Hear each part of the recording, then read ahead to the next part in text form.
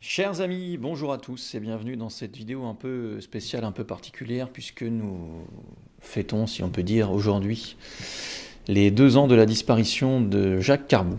Jacques Carbou, donc, était un ami personnel, mais qui était aussi un auteur en devenir, puisqu'il n'a eu le temps d'écrire que 3 livres, que entre guillemets, puisque ce sont des livres qui, je pense, sont importants pour au moins 2 d'entre eux, dans des sujets qui nous intéressent.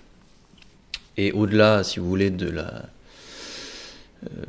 du souvenir personnel, dont je ne vais pas forcément parler dans cette vidéo, et du manque que nous ressentons plusieurs autour de moi, et dont moi, de l'absence de Jacques Carbou, eh bien, je voulais remettre un peu son œuvre en avant, avec la rediffusion d'une émission pour son livre sur l'intelligence artificielle, enfin le lien entre cybernétique, intelligence artificielle et transhumanisme, qui était son 2e livre, La mécanisation de l'esprit, qui avait été préfacé par Guillaume Travers. C'est un livre qui est toujours non seulement disponible, mais qui est en réalité de plus en plus d'actualité, puisque Jacques Carbou avait un petit peu d'avance sur toutes les questions dont on peut parler aujourd'hui sur ces liens entre cybernétique, intelligence artificielle et transhumanisme. Et il nous manque aussi intellectuellement, car il aurait eu son mot à dire dans tout ça. On aurait aimé avoir son avis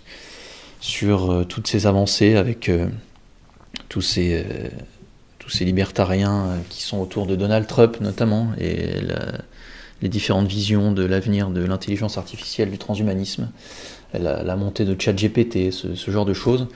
Donc, au-delà du manque personnel, c'est aussi un manque un peu global. Quelque part, il nous manque à tous en tant qu'intellectuels, et il avait encore beaucoup à faire. Donc, je vous propose de regarder cet entretien, et on se retrouve juste après pour en parler et pour détailler un peu ses ouvrages. Jacques Carbou, bonjour à vous.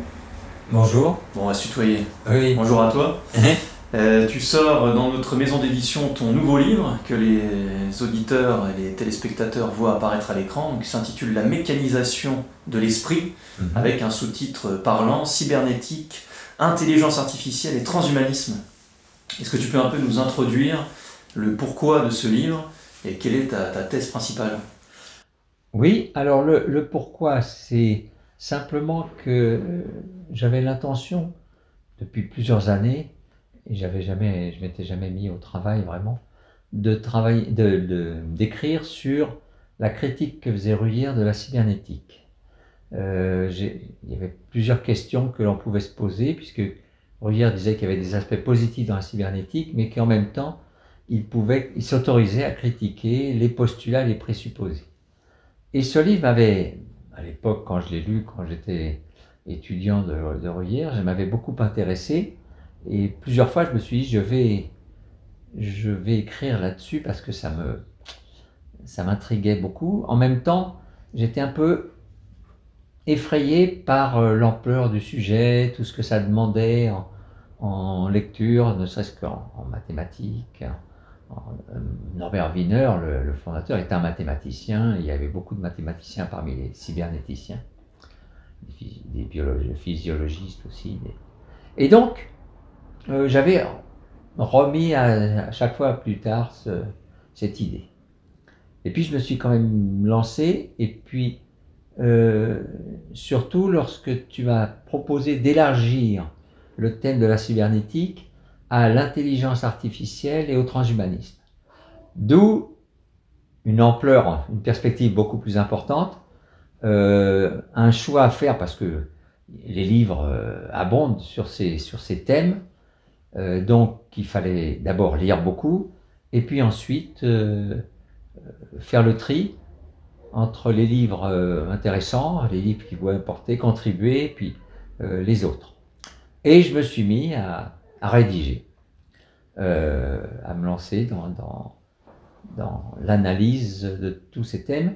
Et alors, un des points, les lectures m'ont fait découvrir qu'il y avait un lien entre la cybernétique, l'intelligence artificielle et le transhumanisme. Alors, ce lien, au-delà du matérialisme réductionniste que Bruyère critique, Donc ça, c'est la première chose. Il y a aussi l'idée, donc là, une des conclusions de ce matérialisme, c'est la mécanisation de l'esprit, ce qui est une expression qu'utilise aussi Jean-Pierre Dupuy dans un article sur les origines des sciences cognitives.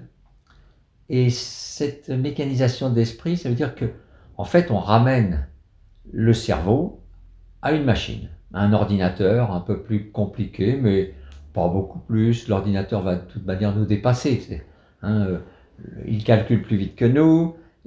Donc nous sommes voués à être impuissants face aux ordinateurs et nous devrons suivre les progrès de l'intelligence artificielle parce que nous n'aurons pas le choix. Donc c'est tout ceci que j'interroge dans ce livre, toutes les postulats et les présupposés de la cybernétique et de l'intelligence artificielle. Et on se rend compte d'une chose intéressante dans le livre, entre autres, c'est que les acteurs de la cybernétique ne sont pas forcément conscients et ne veulent pas d'ailleurs aller jusqu'au transhumanisme. Les acteurs du transhumanisme soit ne sont pas conscients, soit ne veulent pas aller, enfin de l'intelligence artificielle, pardon, ne veulent pas aller jusqu'au transhumanisme. Mais malgré tout, les principes continuent. Oui. C'est ça aussi qui est assez passionnant. Oui. Au-delà des individus finalement. Oui. Alors il y a quand même un des grands avocats de l'intelligence artificielle, Marvin Minsky, qui a été, lui, il est quand même allé assez loin puisqu'il s'est fait cryogéniser. Si je me trompe pas, il a décidé d'utiliser les techniques du transhumanisme, c'est-à-dire visant à l'immortalité. Donc là déjà, il y a... Alors certains autres ont été plus prudents, c'est vrai. Tu as raison, il y a beaucoup de gens dans l'intelligence artificielle, y compris certains qui restaient quand même assez sceptiques, qui montraient qu'il n'y avait pas que des résultats probants, des promesses. Il fallait être un peu prudent sur tout ce qu'on annonçait. Le problème dans tout cela, c'est comment ces idées, je crois, ont été diffusées, reprises largement par les médias, la télévision, la presse, les articles, enfin dans les revues, parce que l'idée c'est que ça fait vendre, on fait peur en disant attention, l'ordinateur est plus intelligent que nous, donc il faut se préparer à changer nos comportements et même notre cerveau, à modifier. Alors ça c'est la partie, on joue sur la peur et en même temps on joue sur les promesses, tout va être mieux demain. C'est-à-dire que y a un des gros arguments, c'est dans le cadre de la médecine, le transhumanisme, c'est que on va éviter les maladies, on va supprimer tout cela, et si on évite le cancer, vous êtes contre cela? Ça, c'est l'argument massu qui, vous l'êtes. Alors, non. Si on peut soigner convenablement le cancer et toutes les autres maladies, autant, on préfère être bien portant que malade. Bon, ça, au-delà de l'évidence, il y a toutes les illusions parce que derrière, chez certains, se profile l'idée de contrôle. Contrôle des hommes, de l'humanité, on va vous contrôler. Alors l'idée c'est mettre des puces dans le cerveau, ou bien on va vous implanter des tas de choses pour que... Et ça, c'est ce qui peut faire peur, mais c'est ce que précisément adorent les journaux, parce que là, on a un sujet assez effrayant, vite, allons-y. Oui, c'est ce que met en avant beaucoup Laurent Alexandre, par exemple, en disant « Demain, la machine sera encore meilleure que nous, les Chinois seront meilleurs que les Occidentaux, donc il faut aller vers le transhumanisme, mais pour notre bien. » Oui, c'est vrai. Et c'est ce que montre aussi une chose qu'on n'a pas dit au début, c'est que Guillaume Travers a écrit la préface du livre, et il parle, lui, dans sa préface aussi, de ces singes qui ont des puces dans les cerveaux, etc., en posant la question, mais qui va contrôler la puce finalement? Bien sûr. Est-ce que ce sera encore nous qui connaîtrons vraiment les choses ou la puce? Là, c'est différent. Est-ce que, dernière question, puisqu'on va faire une vidéo très rapide, est-ce que ce qui est finalement derrière cybernétique, intelligence artificielle, transhumanisme, le lien, puisque les hommes, on l'a vu, changent et puis mais les principes restent, est-ce que le gros thème, c'est pas l'homo deus, c'est finalement la volonté de certains hommes d'égaler Dieu? Alors oui, il y a ça, même d'une manière plus ou moins avouée, chez certains, on retrouve le mythe prométhéen, c'est-à-dire qu'on va, à partir du moment où Dieu ne fait plus partie de leur horizon mental, j'allais dire même scientifique. Dieu n'existe plus pour Norbert Wiener, pour tous ces gens-là. Et donc, enfin, c'est plus une préoccupation. Et donc, l'idée, c'est que l'homme va remplacer Dieu. Et un des premiers aspects que tu fais bien de souligner, c'est précisément ce désir d'immortalité. On va être immortel. Enfin, le transhumanisme va nous permettre d'accéder à l'immortalité. C'est-à-dire, c'est quoi ce délire? Enfin, on est dans quel domaine? Et précisément, c'est parce que l'absence de Dieu, quoi. Comme il n'y a plus de Dieu, il n'y a plus rien au-dessus. Et puis le refus, le rejet de la nature. C'est-à-dire que la nature n'existe comme une donnée, mais c'est pas important. Il y a l'exemple dans la théorie du genre, qui est une pseudo-théorie qui nie la biologie. C'est-à-dire la biologie, ça nous embête. Hein, c'est ce qui nous limite, c'est ce qui nous rend malade, nous rend pas très. Alors que là, grâce au transhumanisme, on va performer, on va courir plus vite, on va sauter plus haut, ça va être merveilleux, on sera plus malade, et summum, cerise sur le gâteau, on sera immortel. Donc, on a évincé Dieu de toutes ses préoccupations.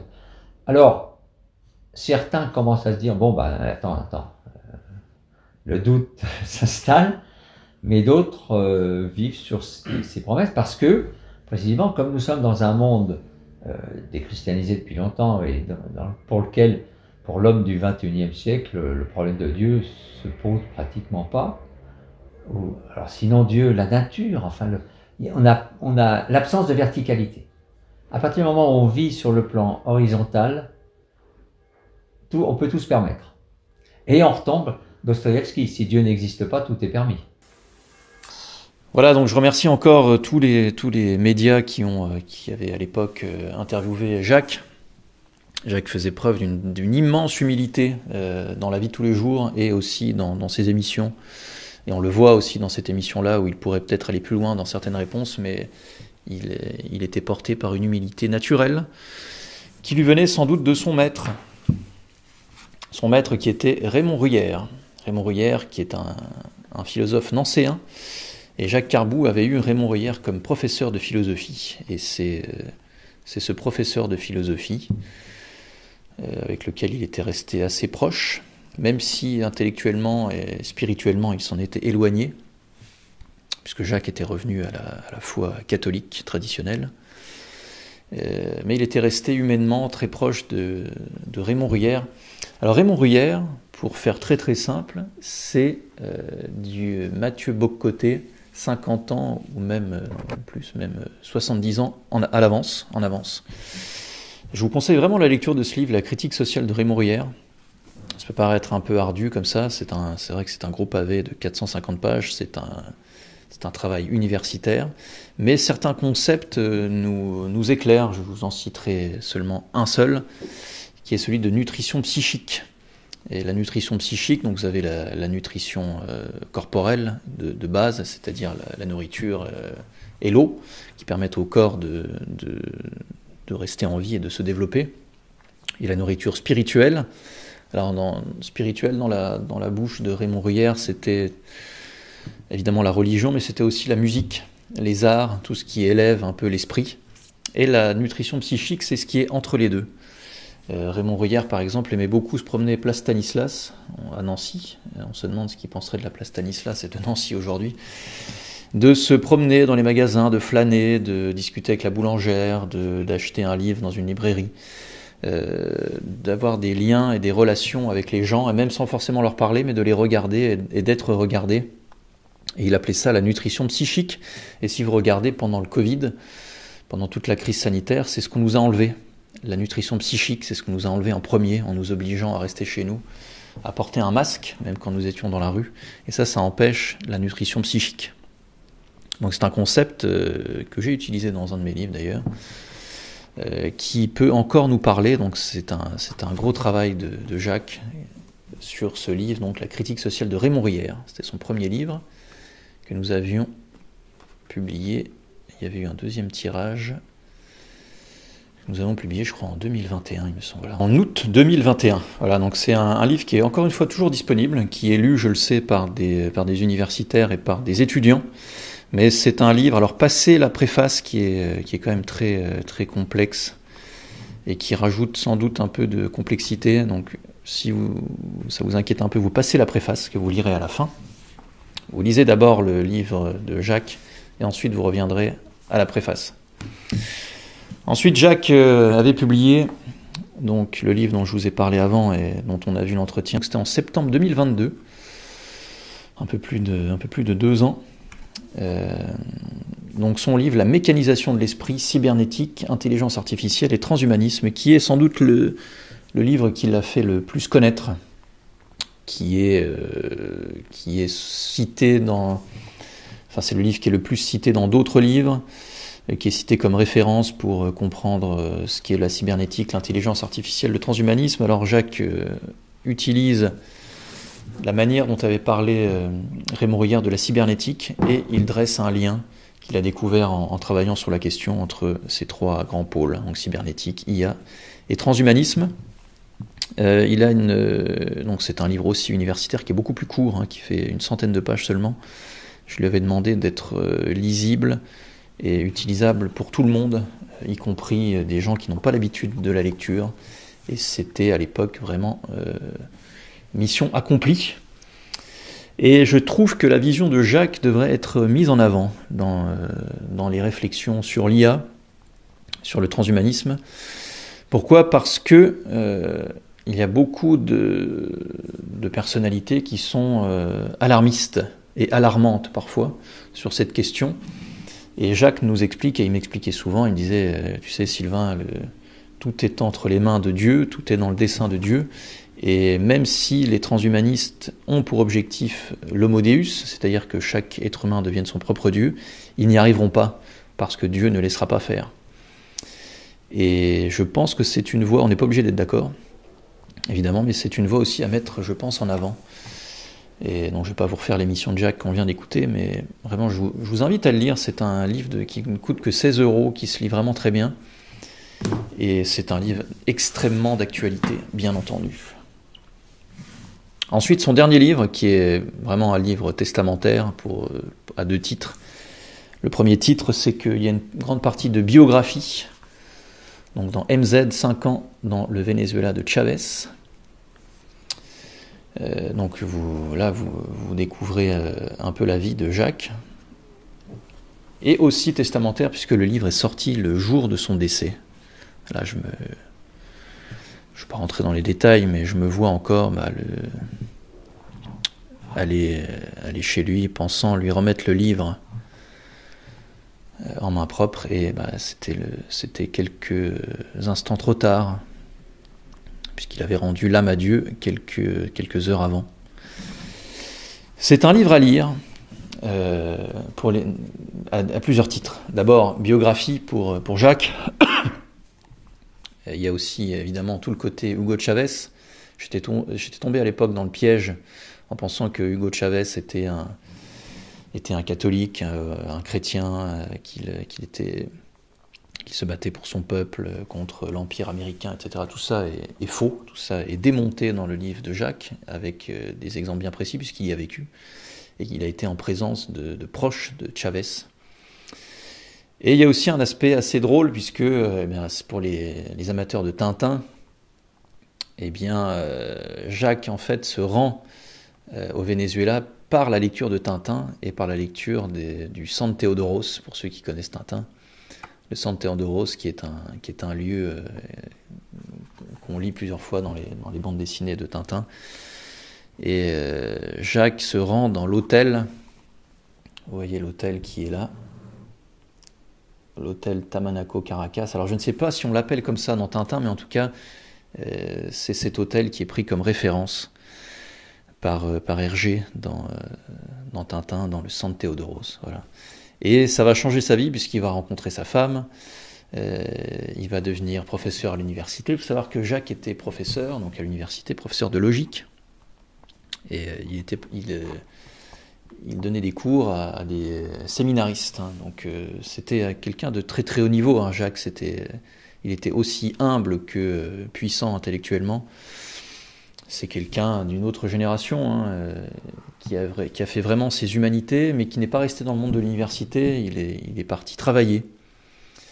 Et c'est ce qui manque à beaucoup de gens qui restent dans le monde de l'université toute leur vie, qui restent sur les bancs de l'école toute leur vie. Eh bien lui, il a décidé d'aller dans la vraie vie, dans le vrai monde. Et il a travaillé dans le monde de l'entreprise. Et il est revenu aussi, et il a aussi été enseignant. Voilà. Vous m'excuserez, j'ai un peu de mal à parler de tout ça, mais je tenais à faire une vidéo, voilà, pour commémorer avec un jour de retard, puisque c'était dimanche, hier, le 23 mars, que nous fêtions les 2 ans de la disparition de Jacques.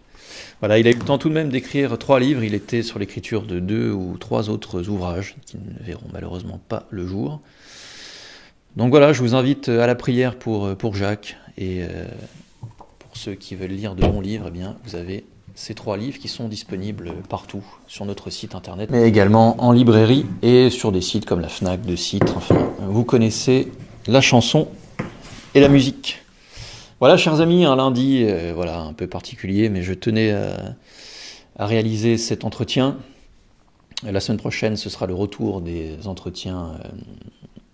Ce sera Rémy-Tel qui recevra Marc Obregon pour le tome 2 de son Omega Town.